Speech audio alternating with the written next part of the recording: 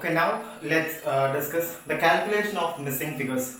നമ്മൾ conversion of single entry system into double entry system എന്നുള്ള ടോപ്പിക്കിന്റെ ഭാഗമായിട്ട് നമ്മൾ സ്റ്റെപ്സുകൾ ഡിസ്കസ് ചെയ്തു. അതായത് ഒരുപാട് ഫാക്ടേഴ്സ് അല്ലെങ്കിൽ ഒരുപാട് മിസ്സിംഗ് ഫിഗേഴ്സ് നമുക്ക് കണ്ടെത്തേണ്ടതുണ്ട്. അതിന് വേണ്ട ഡിഫറെന്റ് അക്കൗണ്ടുകൾ നമുക്ക് പ്രിപ്പയർ ചെയ്യേണ്ടതെന്നൊക്കെ നമ്മൾ ഡിസ്കസ് ചെയ്തു. സോ ഫസ്റ്റ് നമ്മൾ ആദ്യം ഡിസ്കസ് ചെയ്യുന്നത് ഏത് മിസ്സിംഗ് ഫിഗറിന്റെ കാൽക്കുലേഷൻ ആണ് നമ്മൾ ആദ്യം കണ്ടെത്തുന്നതാണ്. So first topic is ascertainment of the credit sales.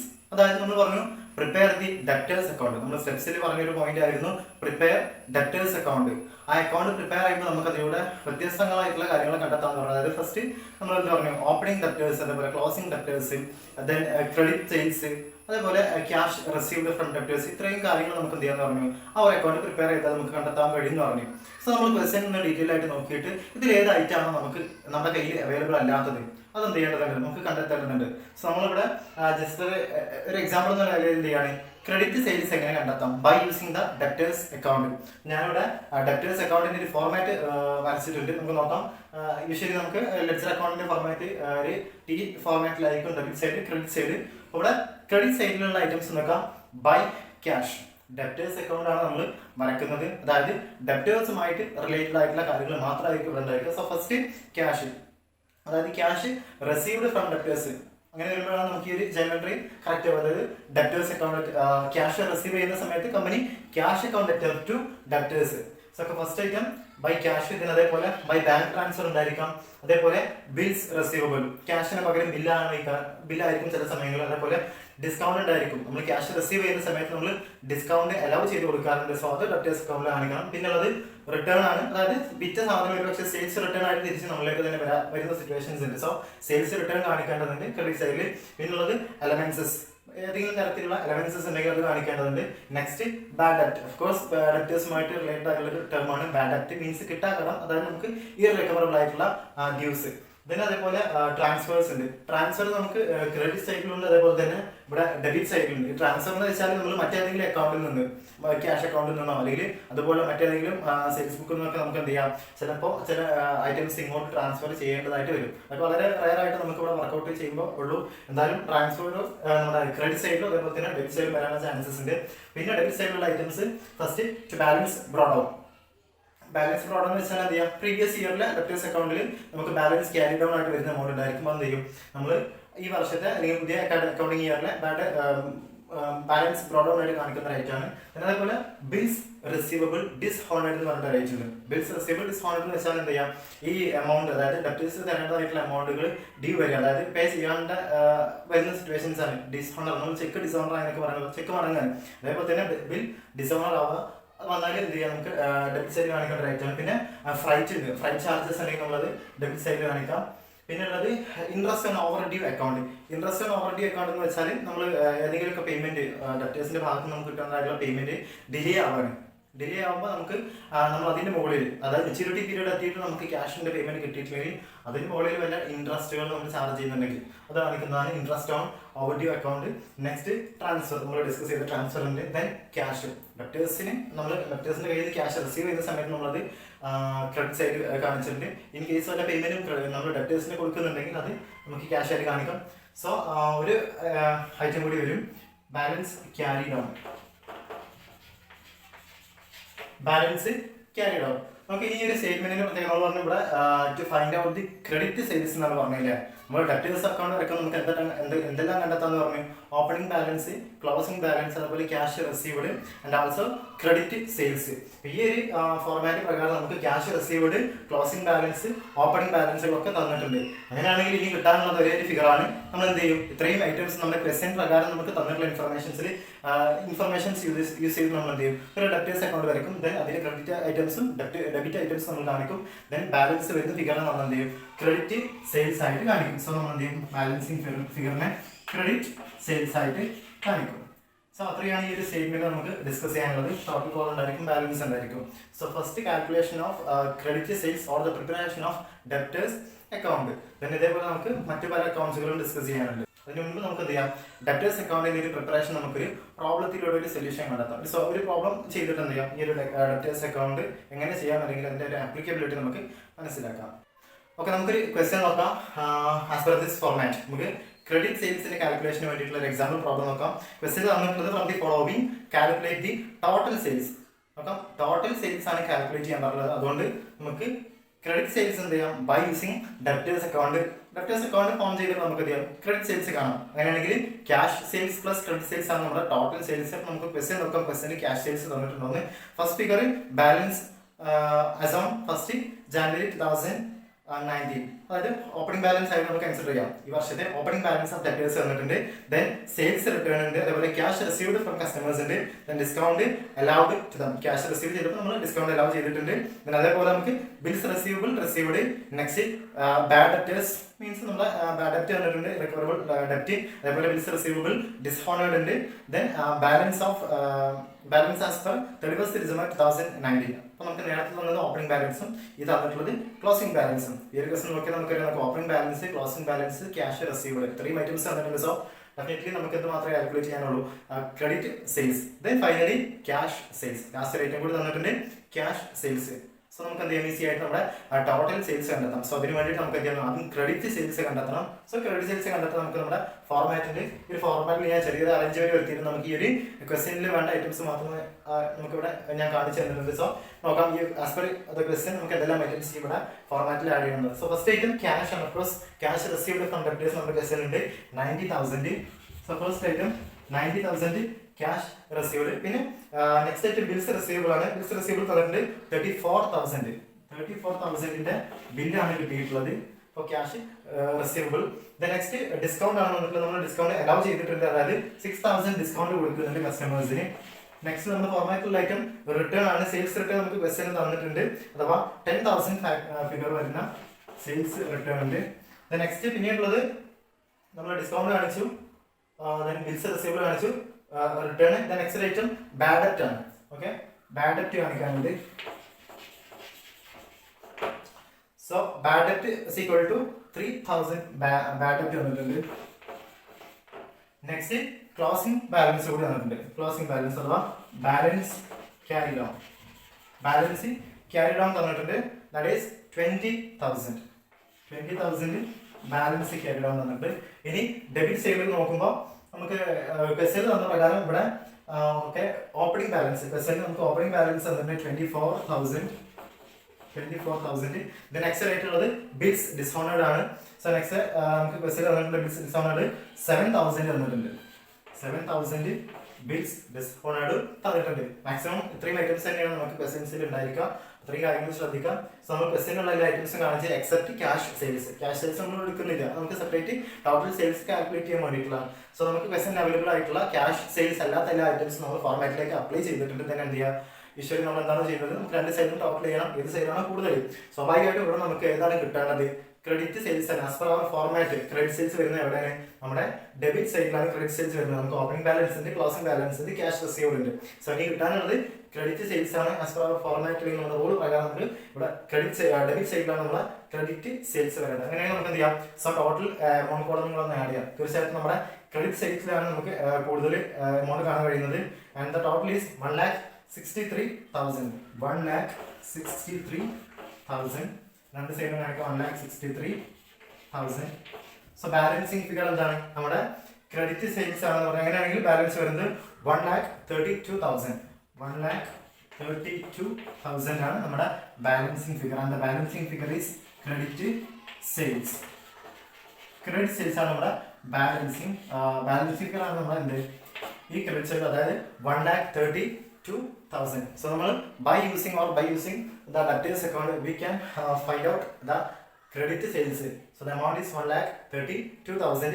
ഇനി നമുക്ക് വേണ്ടത് എന്താണ്, ടോട്ടൽ സെയിൽസ് കാൽക്കുലേറ്റ് ചെയ്യണം. സോ ടോട്ടൽ സെയിൽസ് കാൽക്കുലേറ്റ് ചെയ്യാൻ നേരത്തെ പറഞ്ഞ പോലെ തന്നെ നമുക്ക് എന്തുണ്ട്, ക്യാഷ് സെയിൽസ് തന്നിട്ടുണ്ട്. ക്യാഷ് സെയിൽസ് ക്വസ്റ്റ്യൻ പറഞ്ഞ എമൗണ്ട് 50,000 ആണ്. സോ നമുക്ക് 1,32,000 ഉണ്ട്, ക്രെഡിറ്റ് സെയിൽസ് ഉണ്ട്, പ്ലസ് ക്യാഷ് സെയിൽസ് 50,000 അഥവാ ആഡ് ചെയ്ത സമയത്ത് 1,82,000 നമുക്ക് കിട്ടും. അതുകൂടി എന്ത് ചെയ്യാം, നമുക്കൊന്ന് കാൽക്കുലേറ്റ് ചെയ്യാം. So total sales is equal to cash sales plus credit sales. Cash sales നമുക്ക് ക്വസ്റ്റ്യൻ അവൈലബിൾ ആണ് 50,000 ഉണ്ട്, plus credit sales 1,32,000.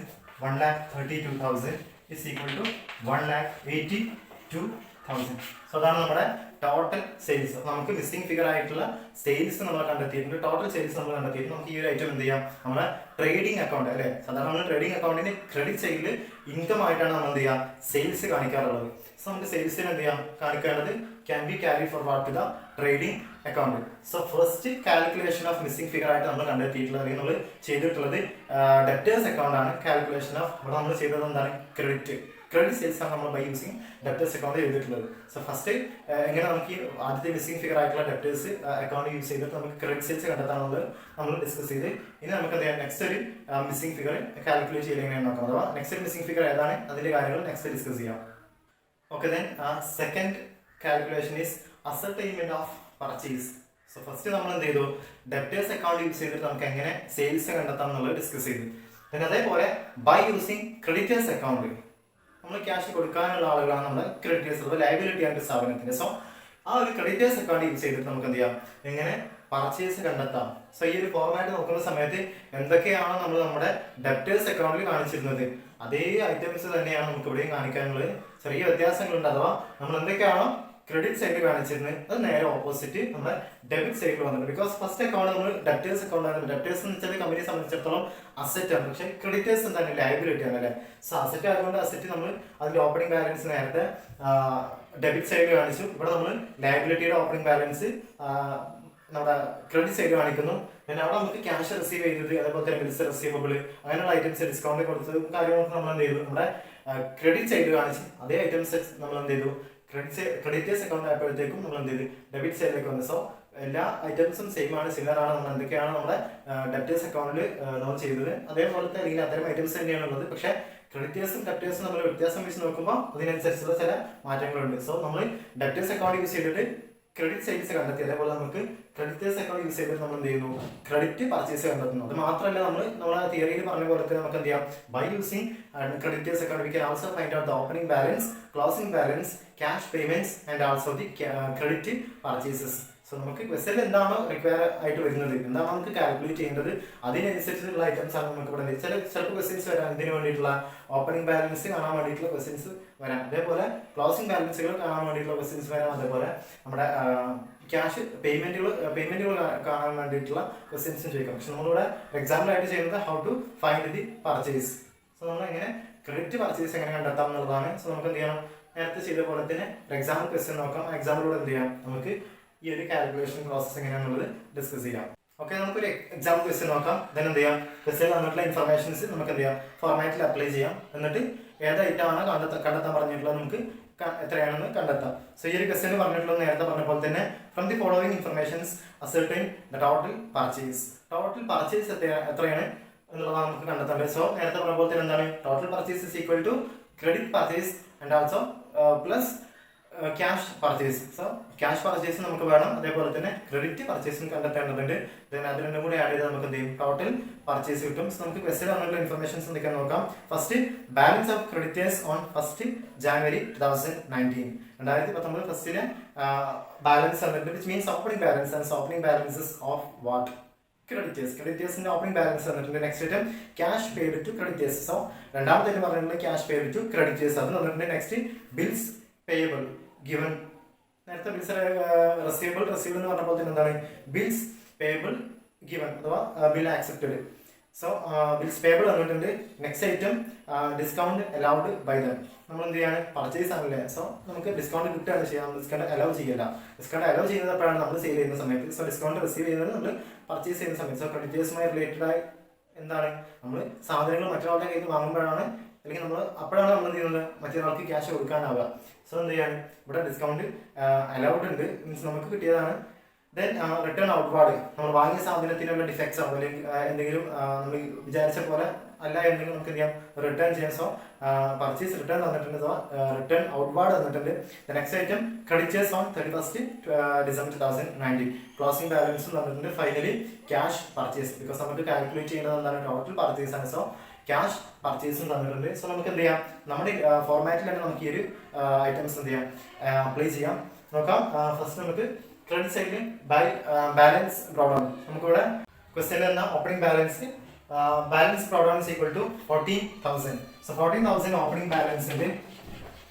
Next cash ആണ്. നമ്മൾ ക്യാഷ് പേയ്മെന്റ് ഉണ്ട്. അതേപോലെ തന്നെ ചില സമയങ്ങളിൽ എന്ത് ചെയ്യാം, നമ്മൾ എക്സസ് ക്യാഷ് കൊടുത്തത് അല്ലെങ്കിൽ നമുക്ക് ഏതെങ്കിലും എന്തെങ്കിലും റീസൺ കാരണത്താൽ എന്ത് ചെയ്യാം, പക്ഷെ നമുക്ക് ക്രെഡിറ്റർ ഇങ്ങോട്ട് ക്യാഷ് തന്നിട്ടുണ്ടാവും. പക്ഷെ ഇവിടെ അങ്ങനെ ആയിട്ട് നമുക്ക് ബസ്സിൽ വന്നിട്ടില്ല. അത് സ്കിപ്പ് ചെയ്യാം. Next item bills payable dishonour ആണ്. സോ ബിൽസ് പേബിൾ ഡിസോണർ എന്നുള്ള റേറ്റ് നമുക്ക് ഇവിടെ ക്വസ്റ്റ്യനിൽ അവൈലബിൾ അല്ല. നമുക്ക് ബൈ ബാലൻസ് പ്രോബ്ലം തന്നിട്ടുണ്ടെങ്കിൽ ക്യാഷ് ഇല്ല. ദെൻ ബിൽസ് പേബിൾ ഡിസോണർ ആണ്, അങ്ങനെ റേറ്റ് നമുക്ക് വന്നിട്ടില്ല. സോ അത് വേണ്ട. ട്രാൻസ്ഫർ പിന്നുള്ളത് ക്രെഡിറ്റ് പർച്ചേസ് ആണ്. സോ ട്രാൻസ്ഫർ ഇല്ല, ബിൽസ് പേബിൾ ഡിസോണേഡ് ഇല്ല, ദെൻ ക്യാഷ് ഇല്ല. ഫൈനലി നമുക്ക് ക്രെഡിറ്റ് പർച്ചേസ് ആണ്. ക്രെഡിറ്റ് പർച്ചേസ് മീൻസ് അതെന്തായിരിക്കും, നമ്മുടെ ബാലൻസിങ് ഫിഗർ ആയിരിക്കും. സോ ക്രെഡിറ്റ് സൈഡ് നമുക്കുള്ള റേറ്റ് ബാലൻസ് പ്രോബ്ലം മാത്രമാണ്. സോ 14,000 നമ്മുടെ ബാലൻസ് കാണിച്ചിട്ടുണ്ട്. നെക്സ്റ്റ് നമ്മുടെ ഡെബിറ്റ് സൈഡ് ആണ്. ഡെബിറ്റ് സൈഡിൽ വന്നിട്ടുള്ള ഇൻഫർമേഷൻസ് നോക്കാം. ഫസ്റ്റ് ക്യാഷ് പേയ്മെന്റ് ആണ്. നമുക്ക് ക്യാഷ് പേ ചെയ്തിട്ടുണ്ട്. തന്ന എമൗണ്ട് 10,000 ക്യാഷ് പേയ്മെന്റ് ഉണ്ട്. നെക്സ്റ്റ് ഐറ്റം നമുക്ക് ബാങ്ക് ഇല്ല. സോ ബാങ്ക് പേയ്മെന്റ് വന്നിട്ടില്ല, ക്യാഷ് പേയ്മെന്റ് മാത്രമേ ഉള്ളൂ. അതേപോലെ ബിൽസ് പേബിൾ ഡയറക്റ്റ് വന്നിട്ടുണ്ട്. ബിൽസ് പേബിൾ അതും 10,000 ആണ്. ദെൻ ഡിസ്കൗണ്ട് നമുക്ക് കിട്ടിയിട്ടുണ്ട്. എമൗണ്ട് വന്നിട്ടുള്ളത് 500 ഡിസ്കൗണ്ട് ഉണ്ട്. ദെൻ അലവൻസസ് ഇല്ല. പിന്നെ ഉള്ളത് ട്രാൻസ്ഫർ ആണ്, ട്രാൻസ്ഫർ ഇല്ല. ദെൻ ബാലൻസ് ക്യാരിയർ ആണ്. ക്ലോസിംഗ് ബാലൻസ് നമുക്ക് തന്നിട്ടുണ്ട് 25,000. സോ നമ്മൾ പുതിയൊരു ക്വസ്റ്റ്യൻ ചെയ്യുന്ന സമയത്ത് നമുക്ക് ഇല്ലാത്ത ഐറ്റംസ് ഒന്നും വെറുതെ എഴുതി കാണിക്കണമെന്നില്ല. അതൊക്കെ നമുക്ക് സ്കിപ്പ് ചെയ്യാം. ഉള്ള ഐറ്റംസ് മാത്രം കാണിച്ചാൽ മതി. So finally closing balance 25,000. So നോക്കിയാൽ മനസ്സിലാക്കാൻ പറ്റുന്നതാണ് നമ്മുടെ ഡെബിറ്റ് സൈഡ് തന്നെയാണ് കൂടുതൽ, അവിടെ കൂടുതൽ ഫിഗേഴ്സ് ഉള്ളത്. സോ നമുക്ക് ആഡ് ചെയ്യാനായിട്ട് എന്ത് ചെയ്യാം, ബാലൻസിംഗ് കാര്യം കണ്ടെത്താം. സോ ഡെബിറ്റ് സൈഡ് ടോട്ടൽ ചെയ്യുന്ന സമയത്ത് നമുക്ക് ടോട്ടലി 48,500 ആണ് നമ്മുടെ ടോട്ടൽ എമൗണ്ട് വരുന്നത്. 48,500 രണ്ട് സൈഡിലും കാണിക്കാം. 48,500. ദെൻ നമുക്ക് എന്ത് ചെയ്യണം, നമ്മുടെ ബാലൻസിംഗ് ഫിഗർ എത്രയാണ് കണ്ടെത്തണം. സോ 48,500 നമ്മുടെ 48,000 പോയാൽ ബാലൻസ് 34,500 ആണ് നമ്മുടെ ബാലൻസിംഗ് ഫിഗർ. സോ അതാണ് നമ്മുടെ credit purchase balancing figure 34,500. So അങ്ങനെയാണ് നമ്മൾ ക്രെഡിറ്റ് പർച്ചേസ് കണ്ടെത്തിയിട്ട് നെക്സ്റ്റ് എന്താണ്, നേരത്തെ ചെയ്ത പോലെ തന്നെ എന്ത് ചെയ്യണം, നമുക്ക് ടോട്ടൽ പർച്ചേസ് എത്ര ഉണ്ടെന്ന് കണ്ടെത്തണം. ടോട്ടൽ പർച്ചേസ് നമ്മുടെ കയ്യിൽ എന്തുണ്ട്, ക്രെഡിറ്റ് പർച്ചേസ് വന്നിട്ടുണ്ട്. അതേപോലെ തന്നെ ക്യാഷ് പർച്ചേസ് നമ്മുടെ ക്വസ്റ്റ്യൻ അവൈലബിൾ ആണ്. സോ എന്ത് ചെയ്യാം, അത് രണ്ടും കൂടി ആഡ് ചെയ്താൽ നമുക്ക് ടോട്ടൽ പർച്ചേസ് കിട്ടും. സോ നെക്സ്റ്റ് അത് നോക്കാം. ഓക്കെ, നമുക്ക് total purchase is equal to cash purchase plus credit purchase. Cash purchase നമുക്ക് തന്നിട്ടുള്ള ഫിഗർ 10,000 ക്യാഷ് പർച്ചേസ് ഉണ്ട്. Then credit purchase 34,500 and the total balance is 44,500. Total purchase is equal to 44,500. So now by using നമ്മുടെ creditors account we can calculate our credit purchase and we can add it along with our cash purchase. Then the total amount is equal to total purchase. So total purchase 44,500. അപ്പോൾ creditors account use ചെയ്തിട്ട് എന്തെല്ലാം point അല്ലെങ്കിൽ എന്തെല്ലാം figures നമുക്ക് കണ്ടെത്താം, അതേപോലെ തന്നെ നമ്മുടെ ഡെറ്റേഴ്സ് അക്കൗണ്ട് യൂസ് ചെയ്തിട്ട് എന്തെല്ലാം ഫിഗേഴ്സ് കണ്ടെത്താം എന്നുള്ളതാണ് നമ്മളിപ്പോൾ ഡിസ്കസ് ചെയ്തിട്ടുള്ളത്. സോ അത്രയും കാര്യങ്ങൾ നമുക്ക് ഈ ഒരു വീഡിയോയിൽ കൺക്ലൂഡ് ചെയ്യാം. Okay, thank you.